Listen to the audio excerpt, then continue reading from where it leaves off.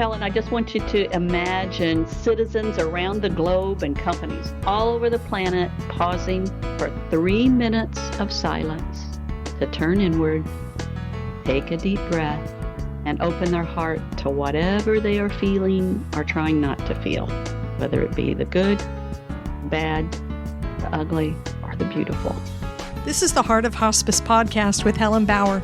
My guest, Deborah Grassman, is the CEO and co-founder of Opus Peace, a nonprofit organization on a mission to provide educational programs that respond to soul injury.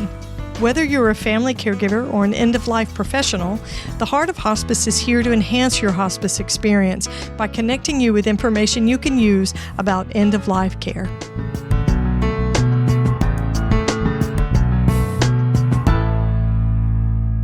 Today's guest, Deborah Grassman, has done some amazing things in her career. Deborah is a nurse practitioner. She's a TEDx presenter. She's the author of 2 books, Peace at Last and The Hero Within.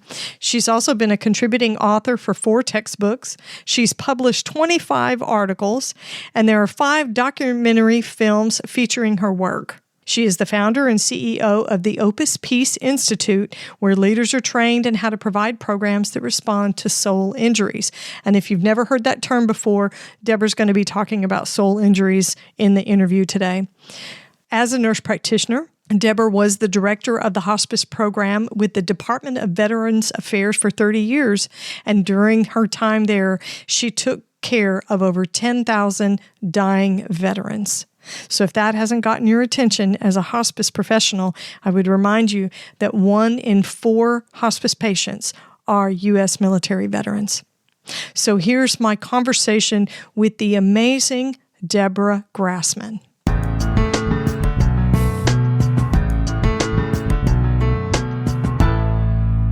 Deborah, thank you so much for joining me on the podcast. Welcome. No, thank you for having me, Helen. It's indeed a privilege to be able to share the information and the stories that we have about end-of-life care and soul injury and all the many things that we hope to achieve today. Well, I'm excited to share the information and the work that Opus Peace is doing, that you and the team at Opus Peace are doing with my listeners. So tell me about founding Opus Peace and the work that you and your team are doing there. Well, Opus Peace, although it was only founded about 10 years ago, it was a lot of ways 30 years before that of working at the VA, doing work as a hospice nurse practitioner. I took care of more than 10,000 dying veterans during that time. And during that time, I would, of course, witness a lot of PTSD that surfaces at the end of life. I would witness moral injury that would surface at the end of life, those kinds of things. And what was always so fascinating to me was the work, the interior work that these veterans would do at the end of their life to kind of come to grips with what had happened with them, and oftentimes, obviously, surrounding the military. But what was fascinating to me was that these veterans often were able to attain a personal peace. And it was so ironic to me that these lessons about attaining personal peace had come from people who had been trained for war. So that was really sort of the impetus for us, for 5 of us VA hospice nurses. We would be working with these veterans after many years. Sometimes they would talk about what they called a soul injury. And that was different than PTSD. And I will say PTSD kind of morphs at the end of life and looks more like agitation. They would talk about the moral injuries that sometimes they had sustained. But there was this other element of soul injury that they often talked about, how they kind of lost a sense of who they really were and lost a sense of their self. We started over the years identifying patterns that sort of caused them to get disconnected from their own sense of self. And it was basically fell into three categories. One was unmourned loss and hurt, unforgiven guilt and shame, and fear of helplessness and loss of control. So those three causative factors we came to identify as the causes of soul injury. And therefore, what we would do is help the veterans move from numbing their pain to mourning their pain, and to move from hiding their guilt to using their guilt to learn how to forgive themselves and others, to move from being ashamed of not being good enough to releasing their fear of who they were and who they were not. And somewhere along the road, we would work with them about letting themselves feel their helplessness over things they had no control over, rather than trying to control things that they did not have control over. So sometimes when we would do this, oftentimes, you could almost see this liberating shift as they became unburdened and they were able to reconnect with their real self. And then sometimes we'd have a veteran turn to us and say, "Why did I have to be dying in order to learn how to do this? Why didn't I learn how to do this years ago? It would have saved me, a lot of suffering." So honestly, after we had heard this several times over the years, that's when five of us looked at each other and said, "Yeah, this is a message that needs to be taken to the world." And what a better conveyor of that message than 10,000 dying veterans. So my hope, we have strived very carefully to be a careful steward and a trustworthy steward of those stories and the concepts that really, I think, can help people heal the relationship that they have with themselves. That's really what happens on people's deathbeds often. And certainly these veterans would make that journey into the wilderness of their soul to reconnect with themselves. And when you'd see that kind of courage, I mean, certainly it inspired me to try to make that courageous journey inside my own self to be able to be whole and more complete. They definitely changed me along the way. Wow. That's such important work in hospice. When 1 out of every 4 hospice patients is a U.S. military veteran. Yes. And I've worked with several veterans that, had gone beyond the capacity, the ability to communicate with their families, and the families saying, he never talked about this experience. He never talked about his time in Vietnam, because most of the veterans I had seen that were like that were Vietnam veterans. Yes. And there was a great deal of shame and guilt because of the way they were treated when they returned home. Yeah. That's called secondary wounding. And there's a lot of times Vietnam vets will have said to me something to the effect of, "I can forgive the North Vietnamese for shooting at me because they were just doing what they were trained to do, just like we were trained to do." He said, and a lot of them have said, "But what I can't forgive is the American public for how we were spit upon and called murderers and baby killers after we got home." Typically, they will say that secondary wounding from the American public actually damaged them more, hurt more, penetrated more, because it came from what they thought was a trustworthy source. They didn't realize that. And not that the American public necessarily intended it to cause them damage, but nevertheless, it doesn't change that it did. Right. And so obviously that's the whole concept about March 30th being National Welcome Vietnam Veterans Home Day.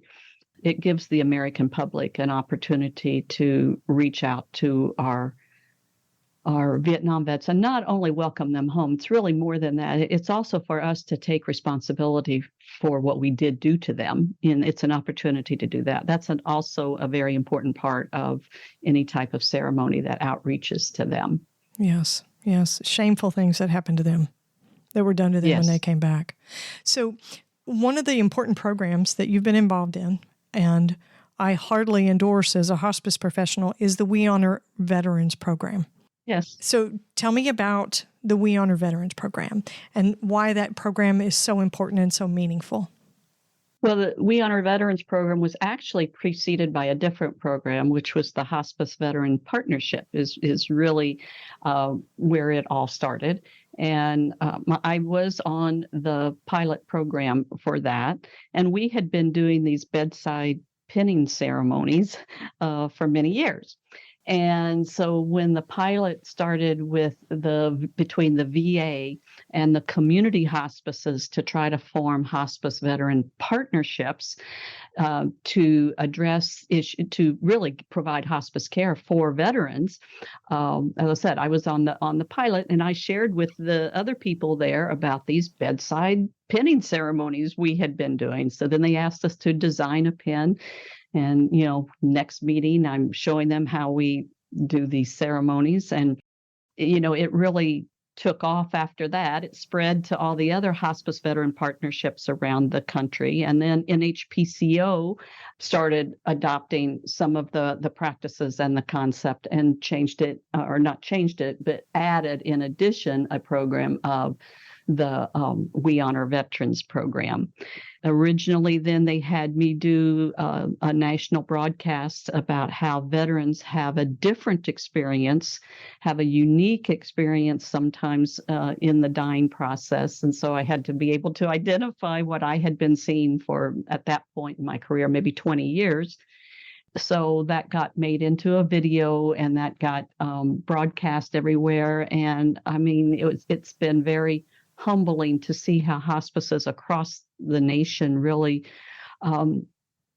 they learned it fast. They saw, and I think a lot of it was I wasn't telling, even though this was new to people. I remember one national NHPCO person said, oh my gosh, how did we miss this all this year to see how, all these years, how did we miss this whole piece about how trauma changes at the end of life and how veterans have a unique experience of the time? How did we miss this all these years? So anyway, but that video that was called Wounded Warriors, Their Last Battle, in a very short period of time awakened hospice and palliative care professionals to the unique experience for veterans, some of their unique issues that we as clinicians needed to be aware of if we were going to, in fact, truly serve veterans and give them an honorable death with a sense of peace. So I think the value of the We Honor Veterans program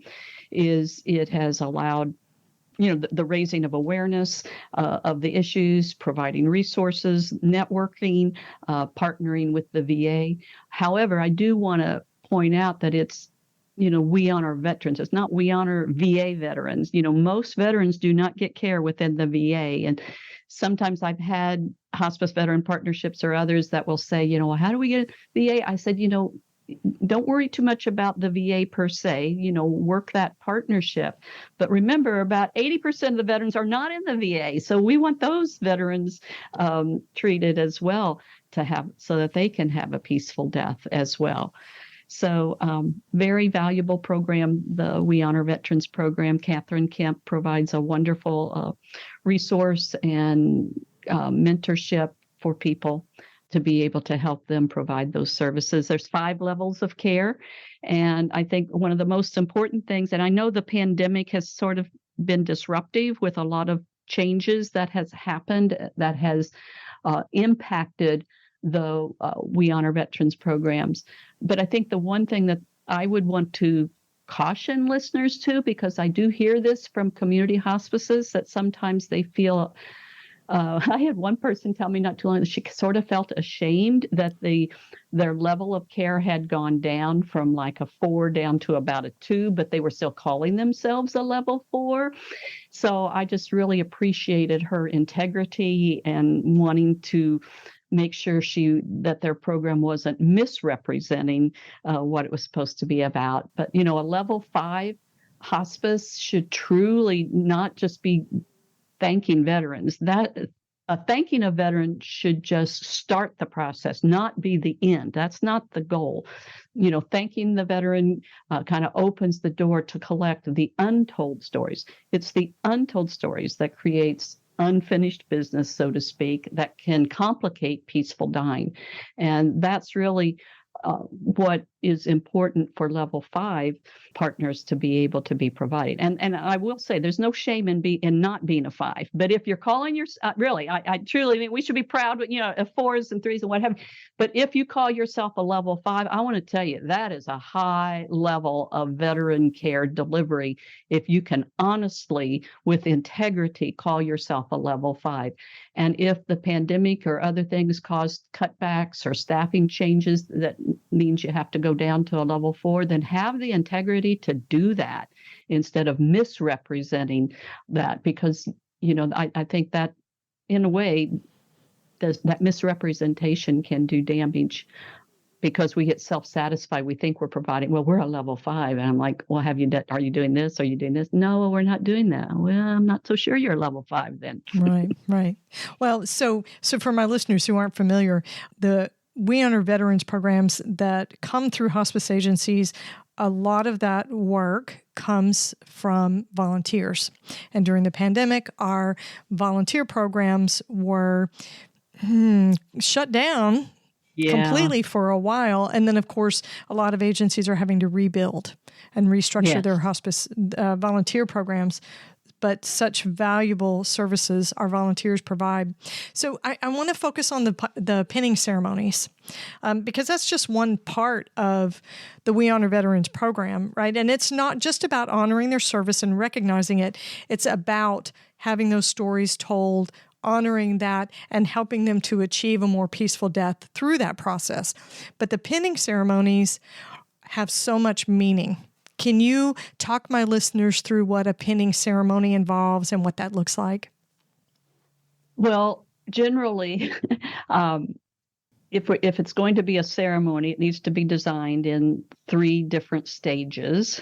So the first stage is really to be able to assess and acknowledge the difficulties that maybe their military experience caused. How I would usually do that, because oftentimes you don't have a whole great deal of time to try to figure this out, right? So I would just simply, when I would have a veteran, of course, all of 100% of my patients were veterans, but the operative question that got to the bottom line very quickly was, you probably saw a lot of ugly things during your time in service. Is there anything that might still be troubling you now? And then just sitting quietly. And that's oftentimes when that untold story that maybe even the spouse, like you mentioned earlier, the spouse will say, I never knew that. 50 years of marriage and I've never heard, but at the end of life, for all of us, as you know, our conscious mind gets weaker. Our unconscious mind gets stronger. And that's oftentimes when these memories surface unbidden. And oftentimes there is a need to kind of offload those stories. So veterans' needs change. And prior to coming to the end of life, maybe they didn't have a need to tell the story. They kept it neatly locked up over here. But, as they come to the end of their life, they're getting ready to meet their maker, so to speak. They see things differently sometimes, and they do want to talk about what before they had not. So if there is those types of stories and troubles, a ceremony would start out acknowledging that, inviting the story. So that's number 1. Number 2, the part of the ceremony is to really kind of, actually going back to step 1, the other thing, if this is hospice, the obvious problem is what? They're getting ready to die. Right. That's a problem. So you don't want to pretend like that's not happening. You want to acknowledge that this person, is laying down their life, and getting ready to go with their life and open up to whatever that next life is or not is, however it is. It's a dramatically different way of being. So to be able to acknowledge that should be the first part of a ceremony, of any ceremony that someone's doing, if you really want to, because that's the purpose of a ceremony is to access the unconscious. That's what ceremonies are good at. I'm talking in an anthropological perspective. If you look at anthropology, ceremonies have been with us for centuries and centuries and centuries, and yet they're still here. Why? Well, if they're designed well, they access the unconscious, which can precipitate healing as opposed to just controlling and trying to mask or any other thing.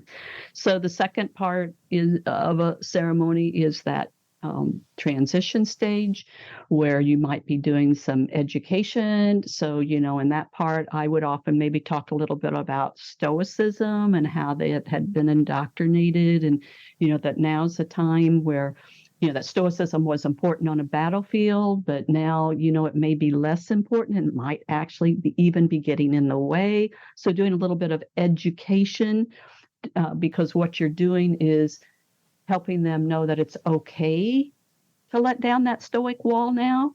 It served you well in the past, but, it's okay. And this is why you might want to. We would often teach them what we call the anchoring heart technique. It's a very simple grounding technique that people can do to hold their heart. And what it actually does is it helps people experience their pain and peace side by side together. They don't have to be afraid of that pain that they're holding. You can actually open your heart up to it and have peace so that they can both be there together. They don't have to be afraid to feel the pain that's already in their heart. It's not like we're trying to put more pain in by having them remember. It's just whatever is really there to be able to anchor and breathe and be with it. And then just be able to think about how there is a part of you that's been strong and brave enough to be carrying this pain for you unconsciously. And just right now, we're going to let it be conscious. See, then they don't have to be agitated at the end of life. Agitation oftentimes is an unconscious acting out of that original trauma. Whereas if you can anchor and say, okay, we're going to breathe, we're going to be with this. Yes, this, tell me a little bit about what's there, what the feeling is, not just talking about the feeling, but feeling the feeling. That's what the trauma research shows is it's not enough to talk about what you're feeling. You got to feel the feeling. So there's a sensation in your body that registers in your brain. That's how you integrate memories as opposed to compartmentalize them. Then the last step, the third stage of a ceremony would be the giving of a symbol. That's why we always use the pin. That's when you very ceremonially, deliver the pin, picking up a few pieces of their story. And if you learn how to ask very pointed questions, this doesn't take a long time to gather and do. We used to do 2 ceremonies every single day. Oh. And I would only have about 10 minutes to get the upfront stuff. You definitely can have a formatted, script, so to speak, as long as it's delivered in a very formalized way, in a very and you bring in some of those unique stories to personalize it. And it's very powerful. The other thing I would suggest is looking in, there'll be other family members there. Ask if any of them are veterans. That can be a story. And also the family members, ask the family members, how did his or her military service impact you? You've worked with veterans for many years, 30 years. How has working with veterans at end of life changed you? Well, I would say, when I came out as a nursing student, working for the VA immediately, I was very arrogant. I had rotated several times through the VA. And, I came out thinking that I could fix these men and women that I could see were struggling. And so, at any rate, I would say for about the first, 5 or 6 years. I was busy fixing them. The only problem was they really didn't need fixing, and they certainly didn't need it from a young nurse that thought she knew everything. So I guess the next stages were I started unlearning what I thought I knew that would help, and instead started just kind of sitting quietly, abiding with whatever they were experiencing. Now I'm kind of embarrassed to tell you that really for the first 10 years of my VA career, I actually harbored a prejudice against Vietnam vets. Really? Yeah, I thought, the war was over a long time ago. Why can't they just get over it? And what's with all the long hair and tattoos, blah, blah, blah. And we were doing at our VA, there was a call for veterans artwork throughout the whole state of Florida to do a display. And in this large room filled with hundreds of paintings from veterans, I was going through lickety split. And then there was this one painting that was clearly done by a Vietnam veteran. And it was a close up of a face. And in the reflection of the eye was a burning hut. And the implication was that there were people burning inside there. And it was entitled Burning Vision. And when I saw that, it was just like suddenly, the filters were lifted off of my eyes, and I saw what that soldier saw. But more importantly, I saw how he reacted, because in this face, the face was crying, but the tears were red. The tears were tears of blood. You see that loss of vitality. And that's when my heart was opened. And, I tell that story because we all have prejudices, right? If we think we don't have any, that's the real problem, because we all have this human brain that acts as a human filter. And it's about bringing that filter out of the dark into the light so we can see how it's impacting our relationships. So, I would say that was one of the many gifts that these veterans, they stripped me of my arrogance. They stripped me of my prejudice. As I said, we all have prejudices, and we will to the very end, but I definitely have been stripped of some of those. They've really taught me how to allow pain and peace to sit side by side together without fear. That's that courageous journey, the inward journey. And that's what I often witnessed with veterans as they were coming to the end of their life. The other thing that really changed me, I had no concept of this idea of healing your relationship with yourself, identifying soul injuries, and how you can get separated from your own sense of self. That took many years. That took a couple of decades to start emerging as I was with more and more, hundreds of more veterans. So it definitely changed, really allowed me to inhabit myself more completely. That's incredible change. I think hospice patients and anybody, families, people who are at end of life, they don't realize how they impact the healthcare professionals that take care of them. I think our patients and our families never really know how they change us, but they do. They absolutely do. So your organization, Opus Peace, has a really special event coming up in just a few days. It is called National Anchor Your Heart Day. And you have one of your team members there with you, Angie Snyder. Yes. Angie, welcome to the show. Hello. Thank you, Helen. We're glad to have both of you. So I want to hear from which either one of you wants to talk about it. I want to hear about your event coming up, National Anchor Your Heart Day. It's going to be on February 2nd. We have kind of two events. We have an event at 2 p.m. Eastern Time, which is going to be a 1-hour webinar about anchoring the heart and a lot of the different reasons why you would want to do that. some of the scientific evidence and how the brain works and why, therefore, anchoring heart works. February 2nd is Groundhog's Day.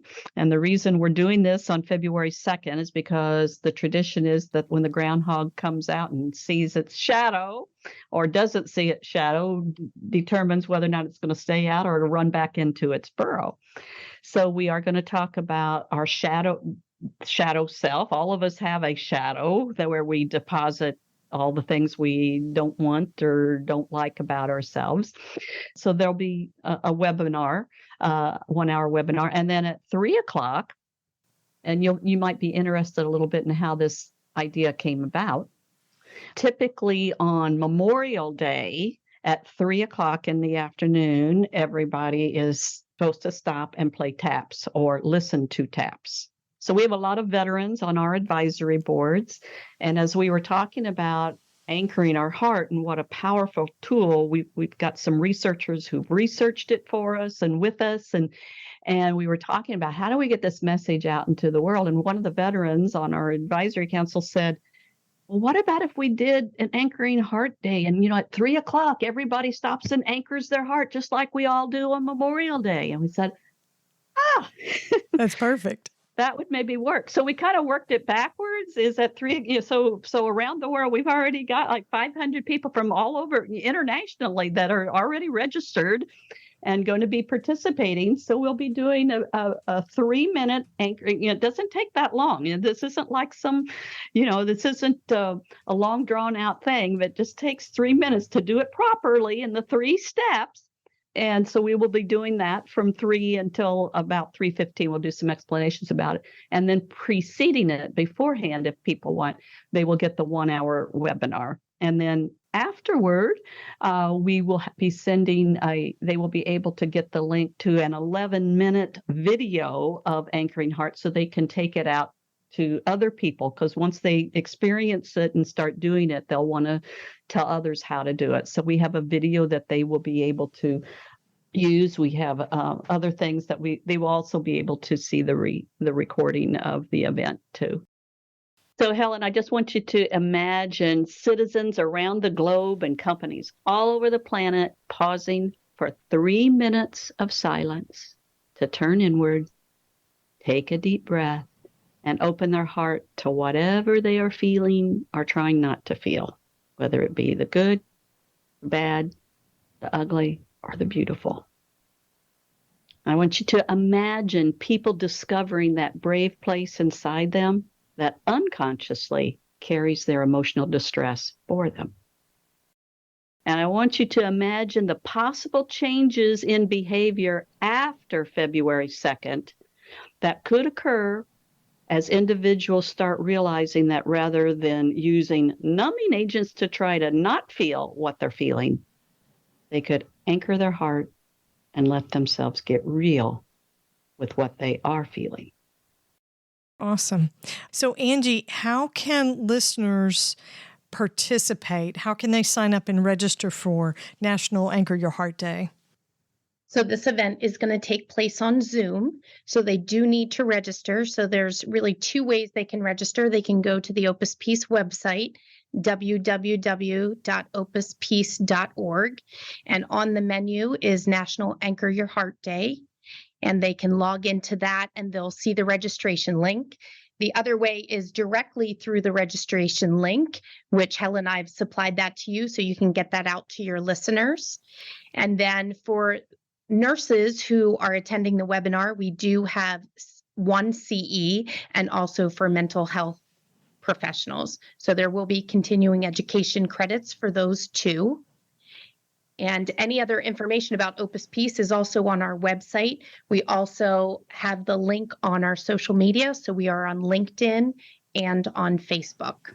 So there's a CE that's available for nurses and mental health professionals for the webinar. Is there a charge for the webinar, Angie? No, this is a free public service event from Opus Peace. This is a gift from 10,000 dying veterans that they want to give to the world. I love it. Okay, so We are thrilled to help promote this event, National Anchor Your Heart Day. So we would encourage listeners, February 2nd, go to opuspeace.org, pick up your registration, spend whatever time you can. If you can do the webinar, that's great. But the Anchoring Your Heart at 3 p.m. Eastern on February 2nd. Ladies, I'm so grateful to know you, to hear about the work you're doing. Can I say thank you, Deborah, for the work that you've done to support veterans at end of life all these years. This work is never easy, but we find gifts inside it that change us. And you are using your gift and the wisdom you've acquired to create incredible meaning from the work you're doing. And we're so grateful to you and Angie and the Opus Peace team for the energy and the strength you're putting out into the world. Well, thank you. Indeed, it's been our life work. It's our dream come true to be able to kind of redeem the suffering that we have seen with all of these veterans, and to be able to provide the lessons and the wisdom. Dying veterans have wisdom that no one else has. So that's the benefit of Opus Peace, to be able to provide that. And I want to just make sure that your listening audience knows that the work that we do is not just for veterans at all. It is for the general public. It is, for the public at large. It's not just veterans. Wonderful work. Thank you so much. Yes, thank you.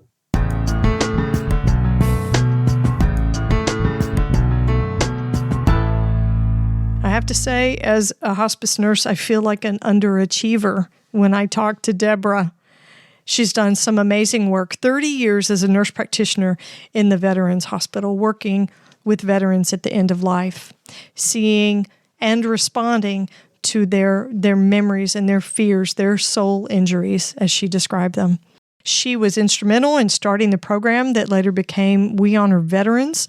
If you're a hospice professional and your agency isn't participating in the We Honor Veterans program, I would encourage you to go online, get started, get enrolled at wehonorveterans.org, a great program.